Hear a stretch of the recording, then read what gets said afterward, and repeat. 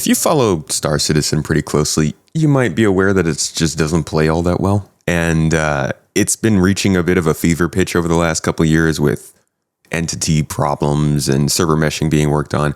And they're kind of starting to shift their message towards stability and content. Now, I think there's a bit of a coincidence here, but there's also some reaction to the backlash. And they're releasing a couple of updates video-wise that are starting to give people a little more clarification on what they want to do to remedy all of this. So first was a big Star Citizen Live last week, and now we're getting an Inside Star Citizen that's talking about the content they want to deliver this year. And I think this is important because there's a lot of possibilities they could have for content. For all the jank you get from Star Citizen, there's a pretty decent amount of features that they can use to make cool missions and stuff alongside fixing the game. But I think everybody's still kind of wondering, what's your idea of content this year? So I think this video hopefully will lay that out for us a little bit. Let's see what they have to say. If you watched last week's 3-hour special edition of Star Citizen Live, you heard a lot about the evolution of this year's patches, how often they're going to come out, and how our shows are changing to reflect that. And if you didn't, well, I'm not really going to recap all that here. But this week, we sat down with some of the non-feature folk to talk about the content-driven side of this new initiative. I think most people are just going to be like, bring back Tessa Bannister, dude. That'll fix it.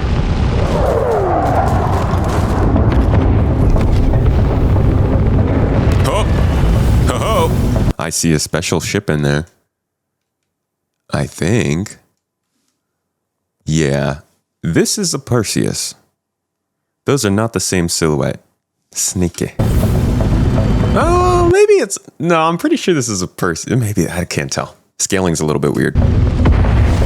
No, yeah, it is. Yeah, it is, because you can see the massive gun firing off those shots here. So this is our first look at the Perseus, possibly in engine, I guess.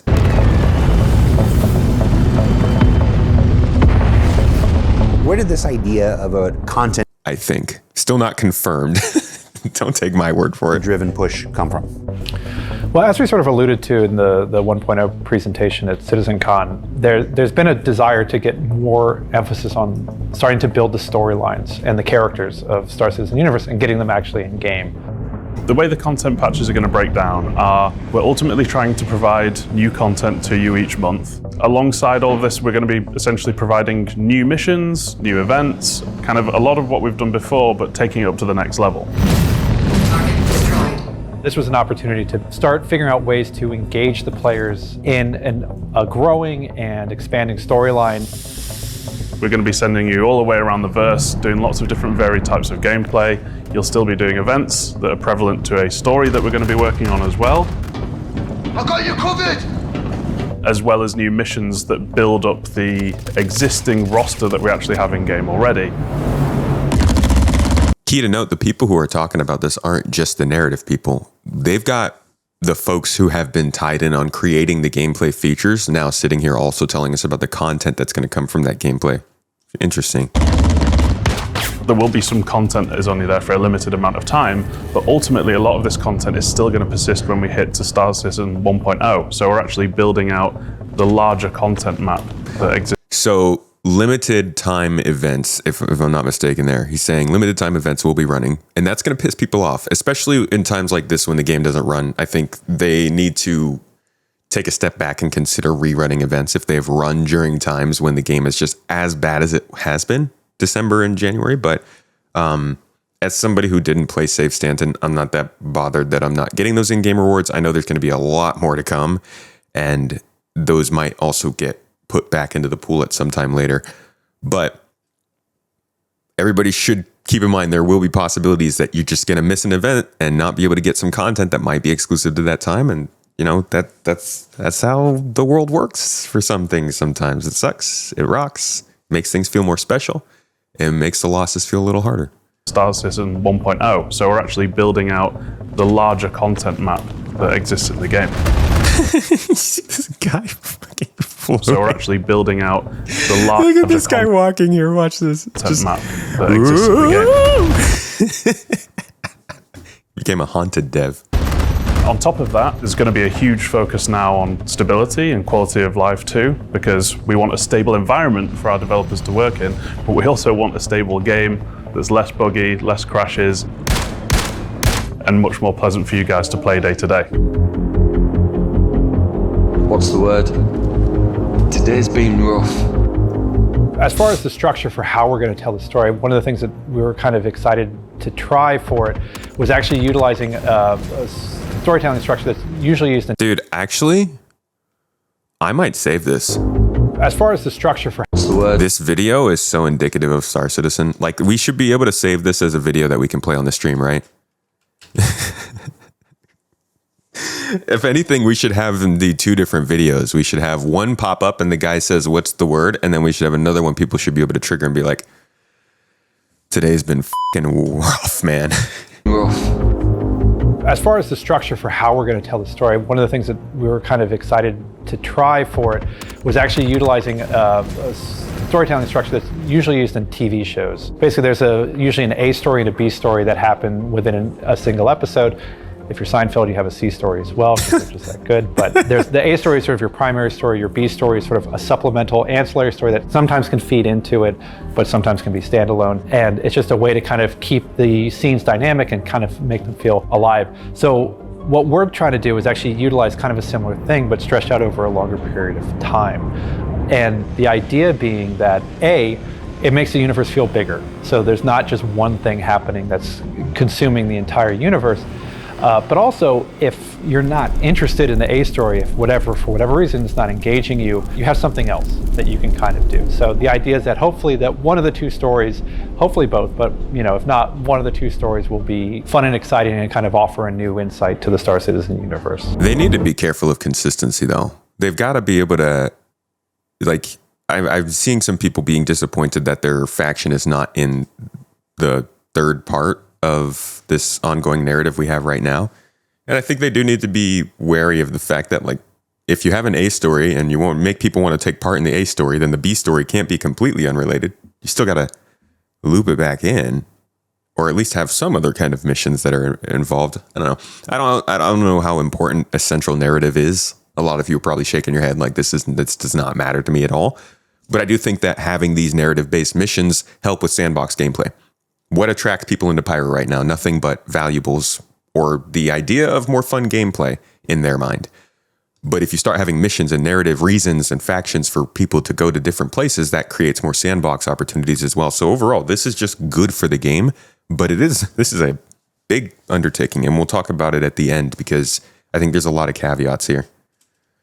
Currently, the plan is actually that the A story, we've already started it, and is actually going to be going through September. And then the B story is a little bit smaller, but it starts basically in April and goes on. So it's a multi-month thing. So that's not even the B. Okay, I see what they're saying. So there are narratives within the stories as well that you can do separately. Cool. So it goes on until about October. Once this A story and B story kind of resolve themselves, we have a new A story that starts up and a new B story, so we sort of bounce back and forth. So some months we'll have more B story than A story, some other... I'll say right now, compared to what we knew of the narrative team over the last 2 years, I think this is like very much a, hey, narrative's not doing squadron stuff at all anymore. Maybe not at all. This looks like a full workload for narrative going forward, because if they're trying to run one of these stories one right after the other or one within a couple months of the other, that means they're overlapping workloads. They're probably also filling out the background lore, the Galactopedia and other stuff like that. But I think the narrative team's pretty tied in on Star Citizen now, which makes sense. Squadron's been written. Even Chapter 2 and 3 presumably have been written, and a lot of the narrative work on those has been done. So this is a natural progression for the narrative team. It's just a matter of, can the rest of the company back them up too? They've got a lot of freaking employees. So starting to see more of them come over to Star Citizen is good news, but it's a little late. Not going to lie. It's a little bit late. Months we'll have more A story than B story, but it gives us a way to kind of, again, pull in a lot of different facets of the universe, and whether it's gameplay, mission types, ships, and not have to figure out one overarching narrative that somehow encapsulates everything. This doesn't replace that big storyline that we talked about at CitizenCon. No, this doesn't replace that, the 1.0 story, but it is actually kind of offering an exciting opportunity to kind of lay the groundwork for that type of storytelling in the game. This is something that narrative is just something a lot of people have wanted, but stability is definitely the number one thing on people's minds. I think if people know the game is going to get stable along with this kind of stuff happening, they'll be very excited. But a lot of people are going to watch this video and just be like, well, if the elevators don't work, I don't care. And I don't blame them. Like, the elevators need to work. But they're trying to message two different things at the same time right now, and I'm guessing this part of the message is going to be a little bit lost. Save Stanton is an event that Love some spans group over quantum a few travel. months, and it is all about a gang that has invaded Stanton, and it's not one of the usual ones either. It's not one of the usual suspects. So this started in 324, where we made this narrative journey that It's Elliot. players will go on. The big story beat was that there was a new outlaw pack sort of showed up in Stanton's system and was wreaking havoc. They were known as the Slicers, and were launching basically devastating attacks against the local population. Dude, the Stanton system is so freaking underprotected. Oh my God, guys. Like, the Ninetales have just been chilling in an asteroid right outside a home base from Crusader for years, and Xenothreats just popping in with full-on military carriers and attacking. Like, what is the Stanton system? In cargo ships, stealing cargo, targeting different locations around Stanton, such as UGFs and outposts, inhabiting them, and also going around stealing sensitive data that the CDF do not want them to have. The CDF had got all of the players to come and help. After the players sort of stopped them from doing that, the Slicers had showed their power and showed what they was really about and brought in an Idris that players had to try and reclaim off of them. Okay. The viciousness of the attacks and the sort of unprovoked aspect of it is just sort of highlighting effectively what the problem is with Pyro, is that you have this sort of lawless haven for outlaws right next door to Stanton, and basically they have the freedom to kind of come and attack when they want to. So these people just lived in a hole and decided to come to another place and make it a hole. Some people just love chaos. See, now, and this is when I think it's weird to say don't put politics in video games, because this is clearly a political event. There's nothing else to say about it. This is a group that's trying to ensue chaos. Well, I guess maybe Xenothreat is more political. This might be a money thing. But it's good that we have these sorts of faction fights and things based on what the in-game groups want to do with the government and the system. Because, like, down with the UEE. A little bit. Just a little bit.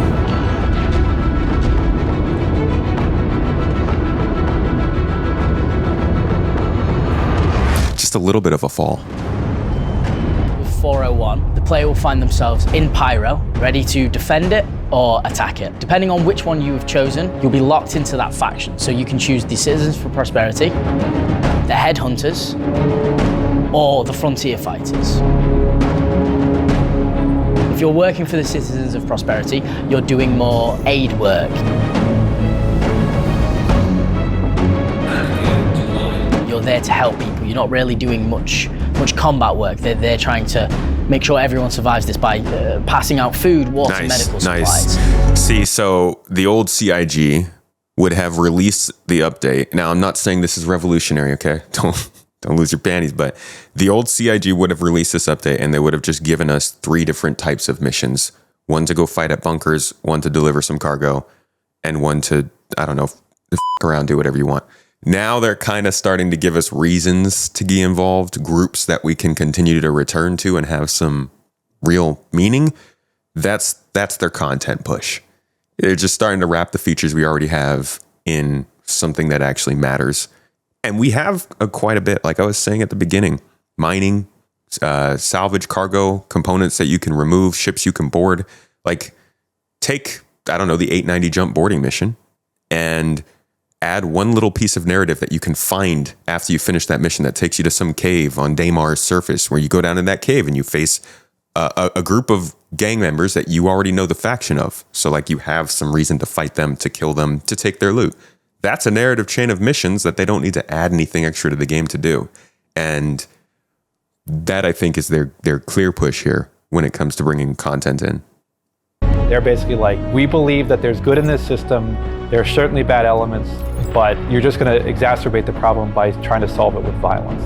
And the headhunters are an old-time gang who've lived there for a long time. They know the land, they know the rules, and they're unhappy that these rules are being crossed. Headhunters would want you in their group because they kick ass and they're fun to hang out with. So they're on the offense. Fun lore, the headhunters actually originally come from the original employees who were left behind by Pyrotechnic Amalgamated. So the company that originally took the Pyro system as a corporate land for them to pillage and use, they went bankrupt and abandoned the system, but they left a lot of employees there, and those employees bunkered in and eventually created the Headhunters gang. If they're here and they're going, you're not attacking our home, they're basically going to be just trying to kill the Frontier Fighters. And the Frontier Fighters want everybody dead. They're going nuclear Earth. You will be killing civilians. You will be killing headhunters. You'll be killing Xenothreat. They don't care who. If you are in Pyro and you're not them, you're dead. What's up the Frontier? Dude, that's such a, oh my God, there's like 20% of the player base that's just gonna fit in perfectly with them. There's ass. A lot of explosives. They're perfect for someone like the Darklaw. I don't know what that says about him. Yeah, you do. Yeah, I do. Frontier Fighters is basically justice for Stanton. They just want to live life in Stanton without being interrupted every 5 seconds. Dude, they're They just wanna trying make to sure they're that just trying to play horde mode.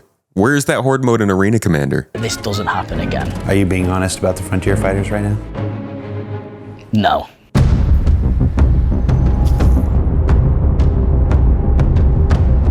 The Citizens for Prosperity. I bet the Frontier Fighters are being paid by somebody outside the Stanton system or outside the Pyro system. But there's some extra political background there. Have seemingly found something out, but they're not telling you as an operative exactly what. They are sending you to defend their data runners, and they're trying to get them out of Pyro, and they're asking you to go on the offensive now and attack the Frontier Fighters. I'm sorry, dude. What is And they're this asking death? you to go on the offensive now. What is this death animation? They gave them an animation for when you shoot them in the butt? Bro. These poor NPCs, man. And attack the Frontier Fighters. I won't last long here. Which isn't usual for the CFP. Yeah, but sometimes you gotta let some steam They're trying off. to be more of a peaceful group in this operation. You gotta have some fun, They're Elliot. not.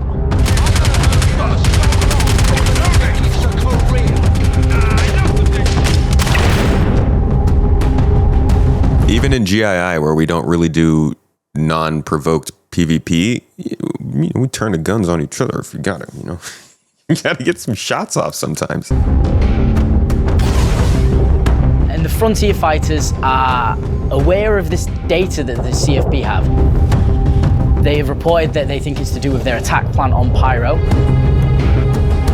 So they're asking their operatives to take out the data runners that the CFP are trying to get out. Okay.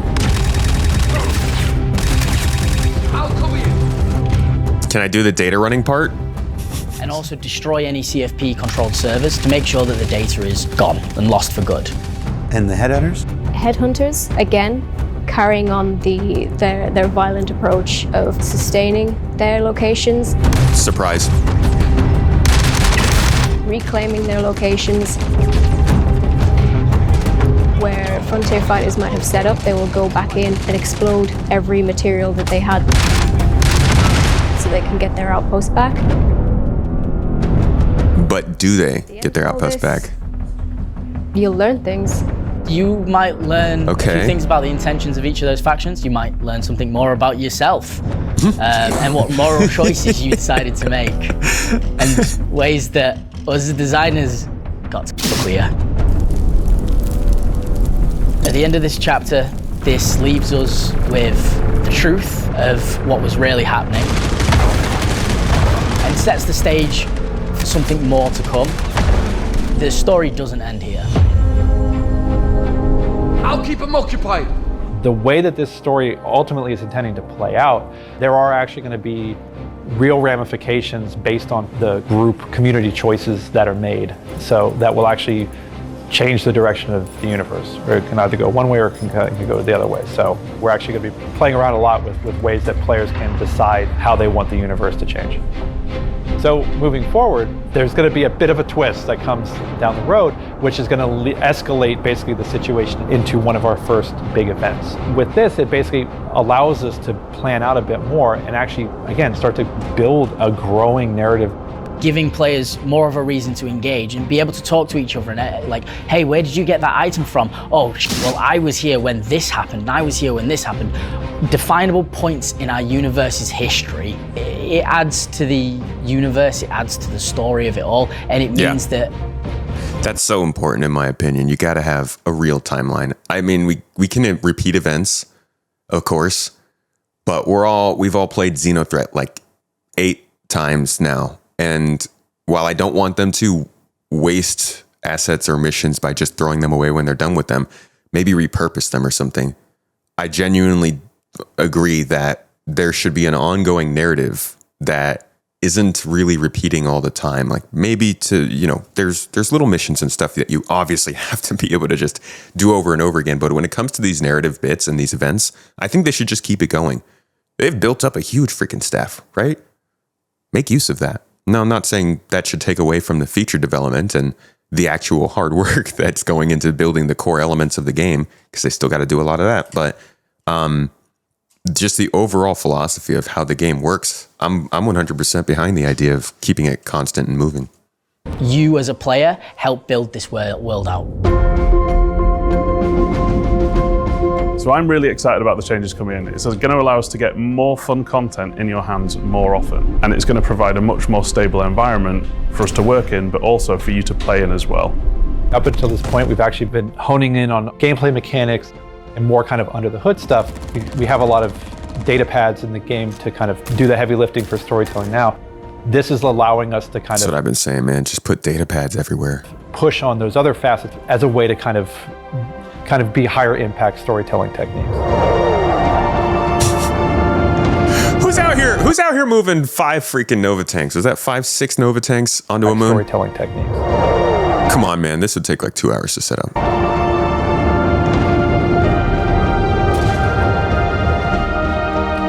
So with a patch almost every month this year, building the narratives of the Stanton and Pyro systems with new content less reliant on big feature work, and packed between as many bug fixes and refinements as we can manage, we aim to deliver a progressive series of improvements in storytelling that will change life in the verse for the better throughout 2025. Oh, and last month, we launched a new bi-monthly Squadron 42 newsletter with exclusive video content, ringtones, wallpapers, and even merch. If you missed it, you can go to the Squadron 42 or account settings sections of the RSI website to opt in and not miss out on the next exclusive offerings. Or don't. I don't get any commission or anything. I just thought the stickers were neat. For Inside Star Citizen, I'm Jared Huckabee. Thanks for letting us share the people and process of game development with you, and we'll be back in 2 weeks with a look at Alpha 402, Supply or Die. Man. So they're taking the rollout of this kind of content slow this year. Yeah, I mean, but that tracks, you know, if they're not going to be doing a lot of feature work this year, and they're still doing some, not a ton, we're not going to be getting juicy ISCs every week because they can only do so much coverage of narrative. I think this stuff is looking good. I think this is a big change for them, but it's a long, I'm not going to say overdue change. Genuinely, I think this is mostly the natural path of things. I'm working on a video for this, so I won't get too deep into it right now. But like, we kind of have seen the signs that they're starting to get more into working factions into the game, and that they're starting to have more of the features that can actually be used for gameplay.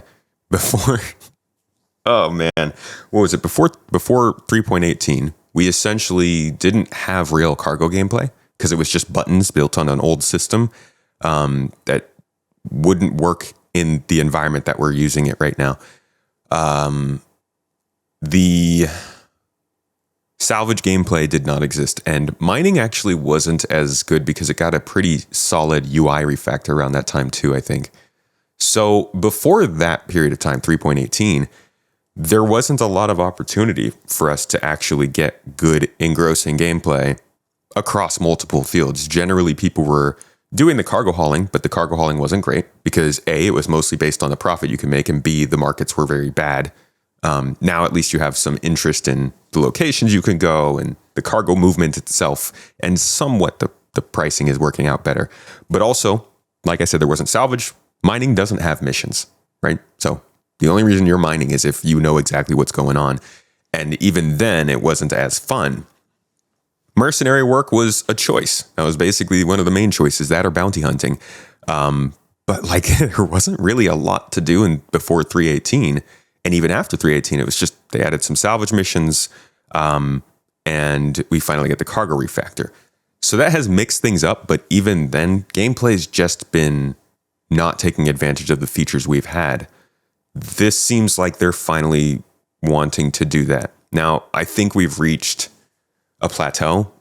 After server meshing, they can set back and continue refactoring the things that probably should have been refactored for 4.0 transit refactor, but they can start to get those things into a better place because the back end is more secured. And to be quite honest, they've been selling a live experience for far too long. This needs to be a live experience. I'm of the mindset that this should stay in alpha and continue the feature development so we can get the 1.0 faster. But I'm also of the mindset that CIG has been selling people a game for long enough to the point where they can't give people an alpha anymore. And even though it is an alpha state and will continue in alpha state, they're going to need to be able to make it capable of running a live environment. Satisfactory kind of did this. And I know some other games do this where they keep experimental branches where you can just play with the features that are being worked on. So maybe they'll do that throughout this year to a higher extent, and we will have more of an ability to split off the player base to the people who want that experimental alpha experience and the people who just want to play this game. And maybe they'll be able to nail that kind of balance. But this is genuinely, I think there are a few reasons for this. One is that server meshing has gotten into the game and we've got some level of a base layer now with Gen 12, server meshing, PES, all that stuff. Two is that they've been selling a live experience that they need to now deliver because it's just taken too long. And three is Squadron 42. Not only a Squadron, hopefully coming out next year, so they're going to want to have some level of an experience that can be good for the people who are trying that out first. But also Squadron getting closer to being finished means people like Narrative are getting to work more on this, and hopefully the mission team is getting more resources to actually make us some missions. I'm going to have a lot more to say about this. Might do this on a podcast episode, definitely a video, probably a rant on a stream. Either way, there's going to be a lot of talk about this because this is going to drive this year forward. Stability and content is supposedly the name of the game. We'll see how that starts rolling out. Probably, I don't know if at the end of this month or if they're starting in March or what. I think it's probably going to take a month or two to get really up and going, but the whole company is very much on board in this direction. They don't usually do that. Usually there's a little bit of messaging here and there, but it can be a little bit scattered. They're very much trying to sell this idea of content and stability. So we'll see where it goes. Either way, thanks for coming and watching this video with me and listening to me rant and all that jazz. Hope you enjoyed. See you next time.